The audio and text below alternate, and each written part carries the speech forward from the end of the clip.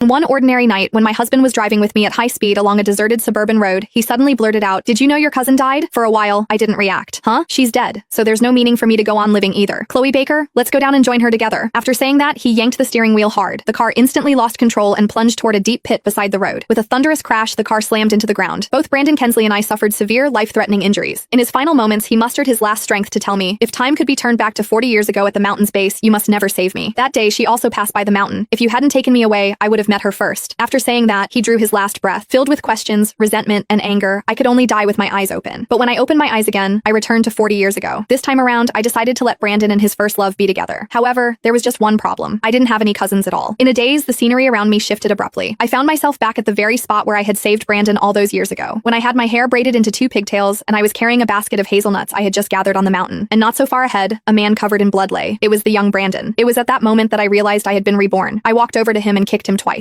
Seeing that he didn't wake up, I squatted down and slapped him twice across the face. Finally, he woke up. When he saw the young me, confusion flashed across his face, then surprise and finally anger. "Don't save me! Stay away from me!" I realized he was too, had been reborn. I thought of what he said to me before he died. "If time could be turned back to 40 years ago at the foot of the mountain, you must not save me." That day, she also passed by the mountain. If you hadn't taken me away, I would have met her first. Seeing me freeze, he roared, "Get lost! Are you deaf? Don't touch me!" I immediately stood up and walked away without looking back. In my previous life, I had carried the badly injured Brandon home on my back, spent all the tuition I had painstakingly saved, and invited the best doctor in the village to set his bones. I even stayed by his bedside day and night, never leaving his side. He once held my hand and promised, "Chloe, you saved my life. Without you, there would be no Brandon. In this life, I, Brandon Kensley, vow that I'll marry no one but you, and I will never betray you." Later, after he recovered, he applied to the police academy and became a proud police officer, eventually rising smoothly to become a bureau chief. He also fulfilled his promise to marry me after graduating from college. We were husband and wife for 40 years. I bore him 3 sons. Now we even have grandchildren. Yet I never knew that the one he truly wanted to marry was never me. He even hated me so much that he wanted to take me with him to die. This time, I wanted to see who this unforgettable first love was, the person he had been longing for 40 years. I walked to a spot where Brandon couldn't see me and hid behind a large tree. From this angle, I could see him clearly. After waiting for ages, someone finally passed by. The person had long hair that coiled atop her head, a pair of bright, watery eyes, and a small face that was so tender it looked like water could be squeezed out of it. It was Taylor Johansson, my next-door neighbor. As soon as Brandon saw her, his whole body started to squirm, so I knew it was her. In my previous life, after I brought him home, Taylor had come by once, so I never expected that just that one visit would make him pine for her for 40 years. When Taylor passed him by, she only glanced at him before continuing her walk. Brandon panicked. "Miss, please save me. I'll repay you generously." At the promise of a reward, Taylor finally halted her steps. "If I save you, how much will you give me? My family is very wealthy. If you're willing to save me, I can give you $450. In the 1980s, $450 was an enormous temptation for our poor little mountain village. Taylor's eyes lit up. "All right, it's a deal." Since she was powerful, she could carry Brandon on her back easily. In my previous life, I had nearly broken my waist when I carried him home. After I knew who his unforgettable first love was, I